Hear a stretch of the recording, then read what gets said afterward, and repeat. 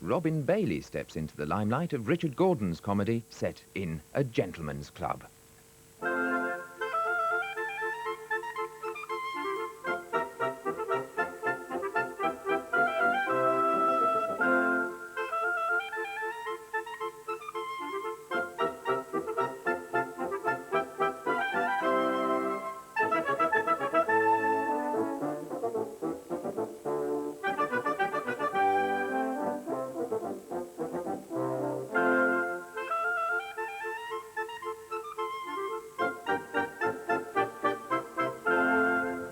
Morning, Mr. Smallove, sir. Chilly day, sir.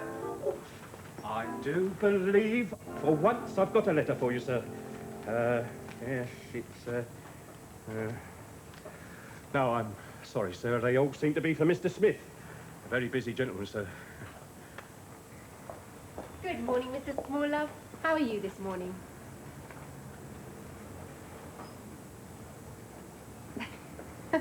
Dear Mr. Smallove. Madam, Sir Isaac Newton's giving more trouble. Oh, really? Remember Sir Isaac's nose nearly hit a policeman last week? Well, his right ear fell into Pall Mall this morning and almost killed a traffic warden. All the baths outside the third floor are disintegrating. No, the whole facade, madam, if I may say so, is unworthy of a gentleman's club. I'll mention it to the committee this afternoon. There should be a lot in today, madam. Wednesday. Steak and kidney pie day. Yeah. Oh, what shall I do with this area? Put it with the other members' lost property, I suppose. Good morning, Horgan. Ah, good morning, Mr. Whittaker. Morning, Mr. Whittaker. Isn't the wing commander back yet? There's a Victorian club story. The colonel was handed an envelope by the club porter, and he was surprised to find it contained a tailor's bill and an extremely menacing note. It was actually addressed to an actor of the same name, so of course he handed it back. A few moments later, the actor himself appears with the letter, which he reads with smothered exclamations, expressive shrugs, before finally, delicately, dropping it into the fire with a pitying sigh. Poor little woman. Oh, you're not telling that story again, are you, George? Well, I find it very charming. I thought Snow White was very charming first time I heard it. Brindles, Pinkers. Make it two. Hello, boys. Hello, Herbert. Look at all these letters. Doing business in the club, Willie? No, I tell people never to write to me here. Only a gentleman's mistresses need write to his club. Yes, unfortunately, these are not from lovely young ladies, but from people begging for money. Brindles, I will reply to some upstairs in the library before lunch. My usual in the library, please. Very good, sir. I suppose Willie changed his name to Smith because his own had too many Zs and umlauts to inspire British confidence. Why Smith? We know he doesn't do things by halves. Where's the chap come from, anyway? Somewhere over the bright blue Danube. Yeah, hasn't done badly, has he? Millionaire, fingering a whole pastry shop full of fruity, juicy pies. Now down to his last two ambitions. Get into the club committee and into the House of Lords. House of Lords is the soft option. Oh, it's as harmless as being put up for Madame Tussauds. Willie is not a gentleman. Willie is one of nature's gentlemen. Although, as Oscar Wilde remarked, the worst kind of gentleman I know. I heard he was blackballed for the Athenaeum. They have an excellent cuisine, no? Athenaeum? Thought they had meals on wheels. Oh, thank you, Brindles. Reminds me of a story of Birkenhead with Lord Chancellor. Every day on his way home from the house, he used to drop into the Athenaeum for a pee, even though he wasn't a member. Until they got the porter to complain, and Birkenhead said, Oh, it's a club too, is it? have you heard it before? Oh, yes. I'm considering an anthology of club stories for my next book. Have you heard that one about the steward at the Garrick? Yes. Lots of people must be reading your latest novel, old boy. Spiffing reviews in the Sunday papers. Reading? The British buy books reviewed in the Sunday papers because it makes them feel intellectual. Like just buying a dieting book makes them feel slim. A cookery book, gourmet, sex manual, sexy. If everyone actually read our yearly output of books, we should be a nation of cultivated, emaciated, randy Mrs. Beaton. Good morning. Morning. Brindles, bark, spears, please. Orlando, what are you in at the moment? Might run to a couple of stalls. Dear boy, how kind. No, I rather turned against the West End for the time being. Ghastly lot of plays on there now.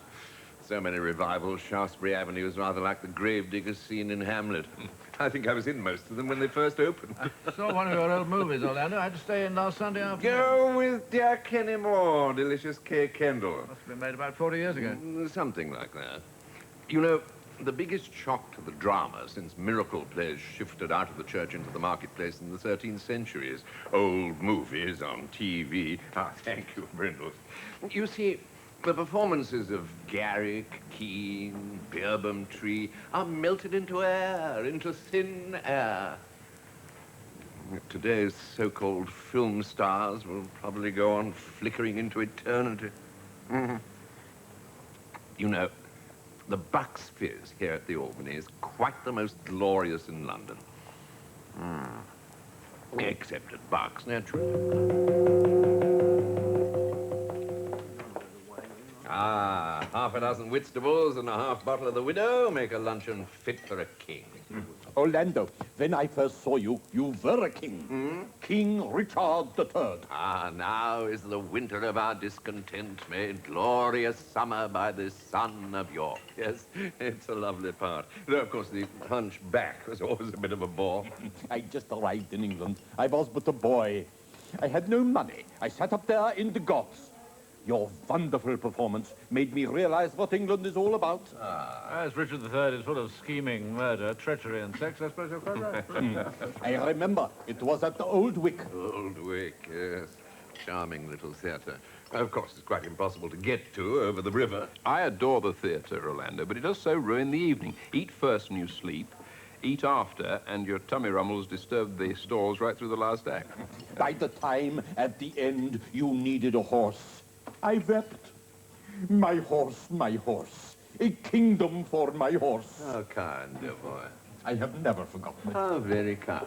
Treacle sponge and custard, Mr. Gifford, and your prunes, Mr. Whittaker, with some tapioca as you like it, sir. Coming to the club is the only thing that keeps me regular.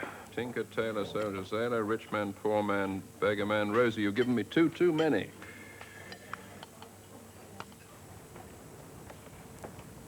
Ah, now delicious new assistant secretary. Mr. Smith, by the way, I'm sorry, this is rather embarrassing, but it seems that the secretary The gallant Winko. has somehow overlooked sending out bar bills to a large number of members. Ah.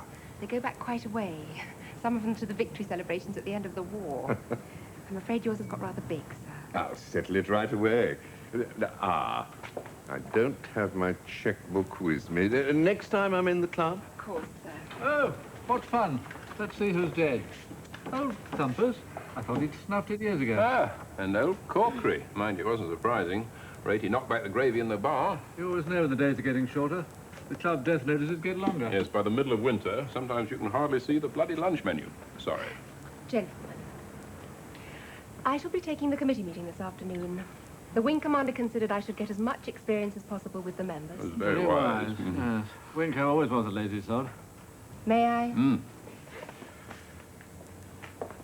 You going to join us for a port, Orlando? Dear boy, must dash. Just remembered I must look in at Fortnum's for some caviar. I've got some people coming in tonight. Hawkins, call me a taxi, will you? No, look, it's been raining. Don't bother. It'll take you hours. I'll get one myself.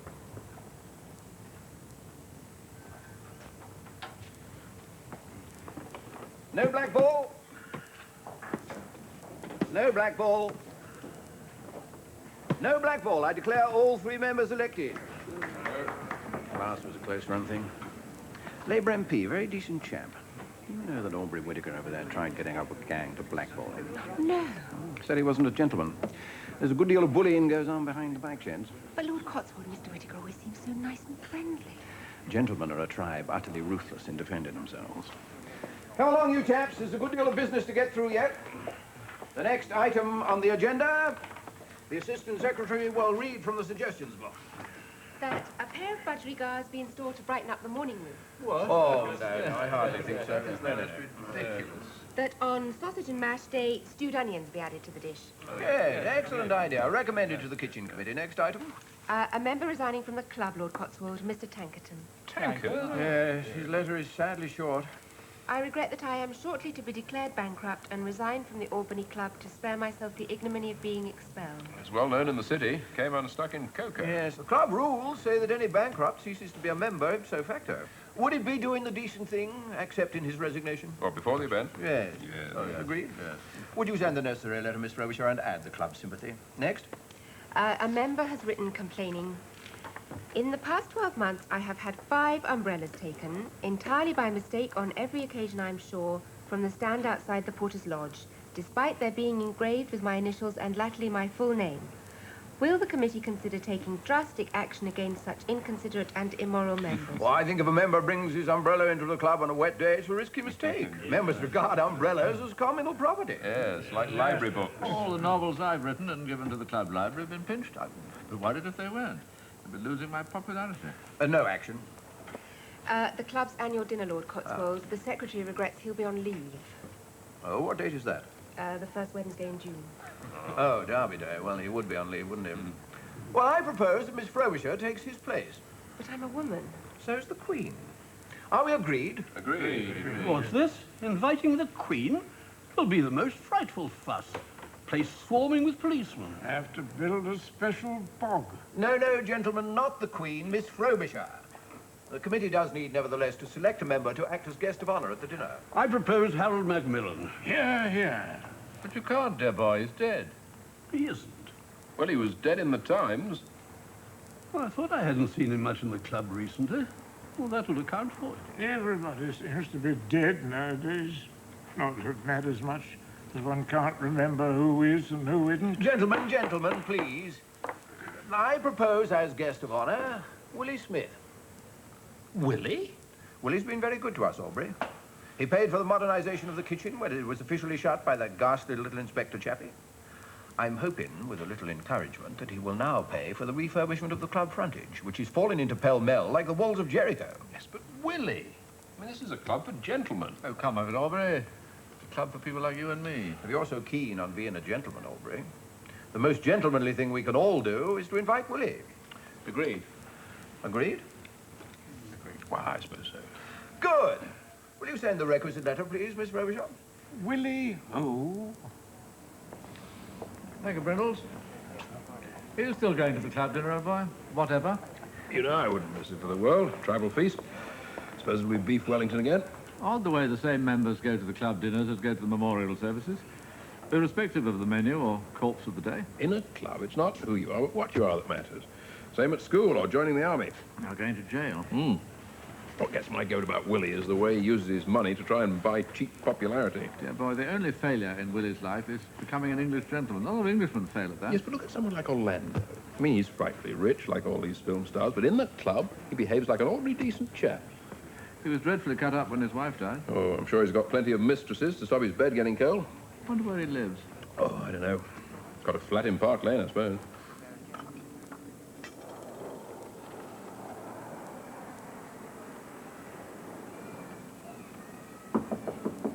Do come in. Good morning, Mrs. Jevons. May I offer you a cup of tea? Thank you, Mr. Smith. I only brought up your letter. How very kind. Do sit down. Mr. Smith, you've had a room of mine now for, what, 2 years? Please sit down. Though I couldn't wish for a nicer tenant, the rent for this bed-sitter is 3.5 months overdue. Nobody could be more sorry than myself. I know things are difficult. The stage is utterly heartless, Mrs. Jevons. As Samuel Johnson said, we that live to please must please to live. I stopped being pleasing. I mean, I know it's not like being a bank manager. I was already out of work when my darling Dinah died 2 years ago. Oh, dear, she was terribly extravagant. She left me with enormous debts. Without them, I think I might be able to manage. After all, I do have something in the Abbey. The Abbey National. And I draw the Queen's pension. Yes, somebody recognized me in the post office the other day. I had to pretend I was buying a stamp. I don't want to press you, Mr. Smith, but these rooms are my livelihood. We met when I was on tour in dear Terry Rattigan's French Without Tears. That lovely line, what's the French for? She has ideas above her station. Elle a des idées au-dessous de sa gare. Au-dessous de sa gare. Mr. Smith, if you don't pay your arrears by the end of the month, you'll have to go. Indeed, Mrs. Jevons, indeed. However, I do have many friends. I'm sure one of them will be only too happy to take me in. Oh, I'm so so glad to hear it, Mr. Smith. I'd feel awful turning you out, making you homeless. You're very kind, Mrs. Jevons. Please put it out of your mind. End of the month, then? The end of the month.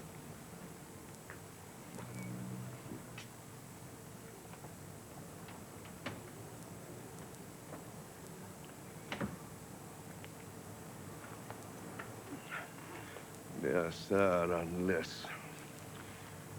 Dear sir, unless...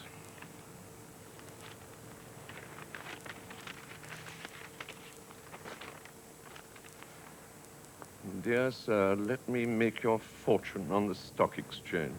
I remember one stocked that with goldfish. They were left at regular intervals, gasping and floundering on the bottom. He had to resign, of course. You know, old boy, I think our club chairman is out of his noble mind. You're not still going on about Willie, are you? He's been very generous to the Albany. Oh, I know. You can still buy a peerage if the money's good enough, but I do not approve of the purchase of honours in a gentleman's club. Who else would you stand a free meal? We've got a former Minister of Education. Osbert, distinguished civil servant. The Admiral, bluff old sea dog. Tell us how he sank the Bismarck. Again? My dear Aubrey, that lot's as dull as the Times leaders. Willie brings to the club the exotic colour of the Zigan, the Chardash, the Goulash. Oh, I know we're supposed to be part of Europe. You want a lot of ruddy Europeans throwing their weight about over here. Channel Tunnel's right enough. Can't know much about Willie now, boy. Well, we can, actually. I'm getting up a movement in the club to have the invitation withdrawn. But you were on the committee that passed it. Oh, it's on the committee that passed onions with the sausage and mash, and I loathe onions. Repeat on me horribly. Bit hard on Willie, isn't it? Oh, I expect he'll blub into his millions. Aubrey, old man, you're being a bit of a prune. It's just I value the good name of the club in the same way as I value the good name of my wife, Gloria. Ah, Gloria. She been to Cannes again? How do you know she's been to Cannes? When you were in New York, you told me. Did I? I mean, what do you suppose they'll say at the other clubs? The In and Out, even the show bazaars. Look, old boy, we've downed a lot of pinkers together. Well, pink gin is the communion wine of the club and classes. We're senior members. Join me. We'll certainly get this invitation quashed. I utterly refuse. What's more, if you continue with this little scheme of yours, I shall report it to the committee. What? Also, you're canvassing to blackball that Labour MP, all conduct unbecoming a gentleman. George? George? Damn. Must be nearly over by now. Do come in. Ah, Mrs. Jevons. One of my old movies on TV. Yes, I saw it was on. A man left a letter for you. Oh, how very kind. Did you watch it? Oh, I did start, but then the phone rang. What's this? Oh, junk mail. I hope you found it amusing. I found you very handsome. You know, I once played Romeo. But soft, what light at yonder window breaks. It is the east, and Juliet is the sun. Arise, fair sun, and kill the envious moon, who is already sick and pale with grief that thou, her maid, art far more fair than she. Yes. Well, you've still got to pay your rent.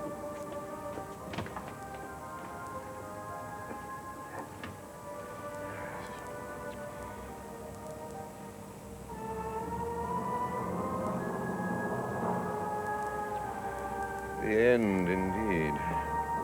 Yeah, Walter.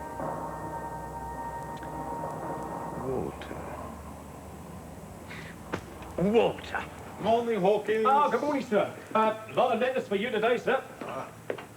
Thank you, Hawkins. Ah, good morning, sir. Good morning, Walter! Orlando. Wonderful to see you How again. good of you to drop absolutely everything and come. Oh, I'd always put off anything to meet you, Orlando. Ever since Margaret Lockwood was the wicked lady. Well, I think we've time for one drink before lunch. Come with me. Wonderful. I've been paid a magnificent compliment. I am guest of honor at the club's annual dinner. I know, Mr. Smith. I signed the letter. George! I got the letter. Hey, I promise you, I shall make a very short speech and only one joke. And I shall lay on caviar and grouse for everybody from the hotel I've just bought in Knightsbridge. Well done, Herman.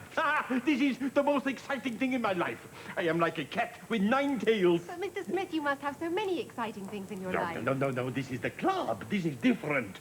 I mean, in any hotel, any restaurant, I can behave entirely as I please. If I want, I can buy the whole place up, sack all the staff. But here in the club, we must all conduct ourselves like gentlemen. I love that. Like a virtuous woman. Its price is far above rubies. Mr. Smith, you're sweet. And you are the most sympathetic lady I have ever met on either side of the Iron Curtain. Perhaps it's because I'm a vicar's daughter. If ever you want a job in television, just let me know. Hawkins? Mr. Shelley's forehead, madam. Out to a west wind. Crowded, and certainly on the Tuesday, as you see, we can always get... Good morning, sir. Good morning, Rosie, thank you. Oh, excuse me. Oh, how very gentlemanly. The prices are on the host menu, but not on the guest. The tomato soup is very good. I think I'll have a plate of smoked salmon. Tomato soup. And the shepherd's pie is always a great favorite. And the grouse. Grouse. How would you like it, sir? Oh, pinkish. Pinkish. The shepherd's pie and the club claret. Yes. Thank you, sir. Thank you. Dear Walter, there was an old movie that you produced with dear Dinah and me on television yesterday. Ah. When I produced that film, I don't think television had been invented. No, then there was a British film industry. And a very good industry, A too. cottage industry with lovingly handmade products like a Harris tweed.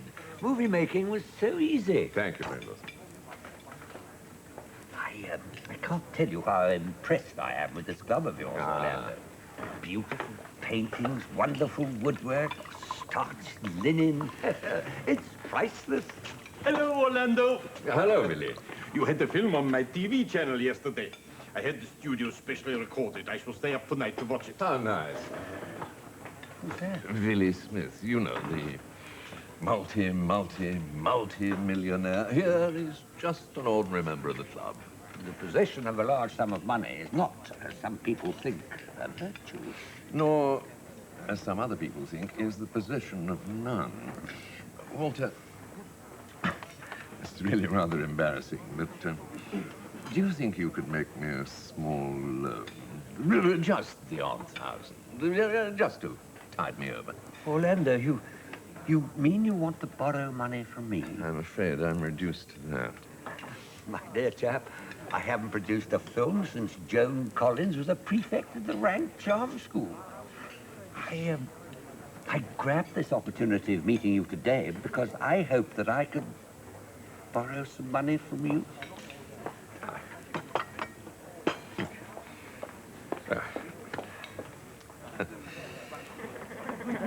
Enjoy your lunch.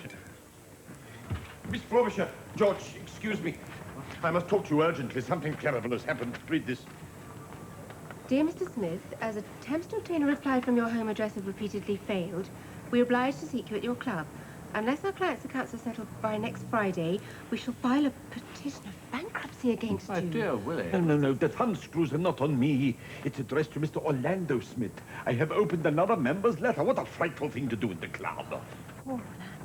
He'll have to leave the club. Ipso facto. Such a lovely man. Dyes his hair, of course. How did he get in such a mess? Oh, backing plays, I expect. Fancied some actress. They come terribly expensive. Yes, but what am I to do? Well, I'll seal it up with sellotape and hand it back to the porter. I've always some down here for when members get angry at things they read in the papers. I should never have changed my name. It could have waited till my peerage. Morning, dear boys. Morning, Herbert. Chilly for the time of year. I brought your usual... Thank you, Brindles. I say, chaps, do you get correspondence addressed to the club? I always tell people never to write to me here. Hawkins keeps the letters for months until members are looking at a loose end. Don't open it. That letter. Or drop it delicately into the fire with a pitying cry, poor little woman. Dear George, not that story again before I've even had a drink. Don't open it, please. This letter? But It's only a circular. Come outside, please, George. We can't talk in here. What?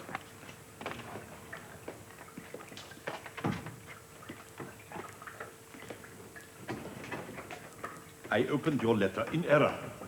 I'm sorry. I have already read it. Then perhaps I'd better read it myself.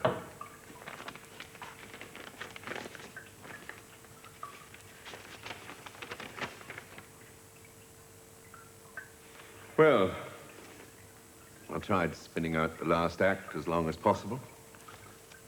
You look flatteringly disbelieving, dear George, but the curtain rang down on my career years ago.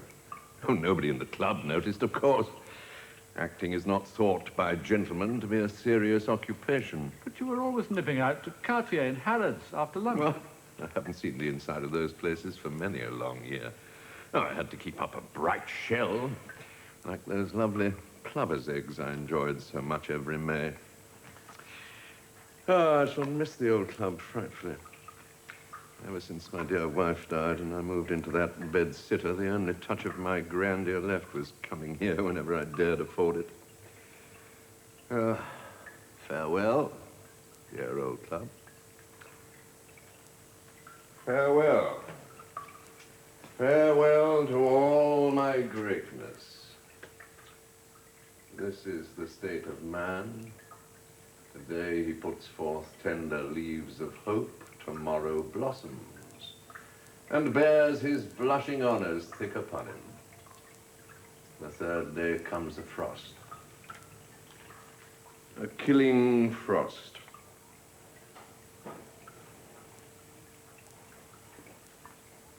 I shall, of course, settle my bar bill before I leave. Hold your hands. You're not leaving the club. Ipso facto. I will give you a bank guarantee for all your debts. And I shall utterly refuse to accept it. You will please accept. I have not forgotten the old Wick. I have ever since been seeking means to repay you for the inspiration of your performance. Just one condition. No one but we three shall ever know about it in the club. I think the Jubilee champagne, Orlando, to mark our immense pleasure at keeping you in the nest. Well, I seem to be in a revival after all.